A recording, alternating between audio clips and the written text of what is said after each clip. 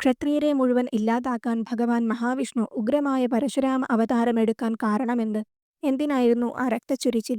ഒരിക്കൽ അഗ്നിദേവൻ മാഹിഷ്മതിയിലെ രാജാവായ കാർത്തവീരാർജുനനോട് കഴിക്കാനായി ഭക്ഷണം തേടി. രാജാവ് തന്റെ രാജ്യത്തെ വനങ്ങൾ ഭക്ഷിക്കാൻ അഗ്നിദേവന് അനുമതി നൽകി. മാഹിഷ്മതിയിലെ വനങ്ങളെ ദഹിപ്പിച്ച അഗ്നി തന്റെ വിശപ്പിനാൽ അറിയാതെ അപാവമുനിയുടെ ആശ്രമവും ദഹിപ്പിച്ചു.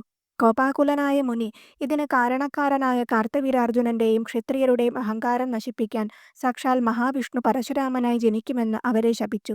അങ്ങനെ ഭൃഗുവിന്റെ വംശത്തിൽ ജമദഗ്നി മുനിയുടെയും രേണുകയുടെയും പുത്രനായി ഭാർഗവരാമൻ ജനിച്ചു.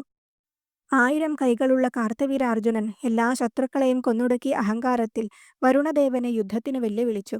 എന്നാൽ വെല്ലുവിളി സ്വീകരിക്കാതെ അദ്ദേഹം യോഗ്യനായ എതിരാളി പരശുരാമനാണെന്ന് നിർദ്ദേശിച്ചു. കാട്ടിലൂടെ വേട്ട നടത്തിവന്ന കാർത്തവീരാർജുനനും പടയാളികളും നർമ്മദാ തീരത്തുള്ള ജമദഗ്നി മുനിയുടെ ആശ്രമത്തിൽ വിശ്രമിച്ചു. കാമധേനുവായ സുശീലയുടെ സഹായത്തോടെ ജമദഗ്നി മുനി അവർക്ക് വിരുന്നൊരുക്കി. സുശീലയുടെ ശക്തികൾ അറിഞ്ഞ കാർത്തവീരാർജുനന്റെ മന്ത്രി രാജാവിനായി പശുവിനെ തട്ടിയെടുത്തു. തടയാൻ ശ്രമിച്ച ജമദഗ്നിയെ വധിച്ചു. ഭർത്താവിന്റെ ജഡം കണ്ട രേണുക 21 തവണ നെഞ്ചത്തടിച്ച് കരഞ്ഞുവത്രേ. തന്റെ മാതാവിന്റെ ഹൃദയത്തിലേറ്റ ഓരോ അടിക്കും പകരം വീട്ടാൻ പരശുരാമൻ പ്രതിജ്ഞയെടുത്തു. ശുക്രാചാര്യരുടെ മൃതസഞ്ജീവനി വിദ്യയിലൂടെ ജമദഗ്നി മുനിയെ പുനരുജ്ജീവിപ്പിച്ചു. സുശീല കാർത്തവീരാർജുനന്റെ തടവിൽ നിന്ന് രക്ഷപ്പെട്ടു. ഭാർഗവരാമൻ മാഹിഷ്മതി നഗരം ആക്രമിച്ച് കാർത്തവീരാർജുനനെയും സൈന്യത്തെയും വധിച്ചു. പിന്നീട് പിതാവായ ജമദഗ്നി മുനിയുടെ ആവശ്യപ്രകാരം പരശുരാമൻ പ്രായശ്ചിത്തത്തിനായി മഹേന്ദ്രഗിരിയിലേക്ക് പോയി.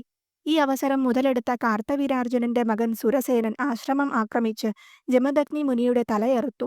ദുഃഖത്താൽ അമ്മ രേണുക ചിതയിൽ ചാടി സതി അനുഷ്ഠിച്ചു. തിരിച്ചെത്തിയ ഭാർഗവരാമൻ കോപാന്ധനായി ക്ഷത്രിയരെ ഐതിഹാസികമായി സംഹരിച്ച് ലോകത്തെ പുനർനിർമ്മിച്ചു.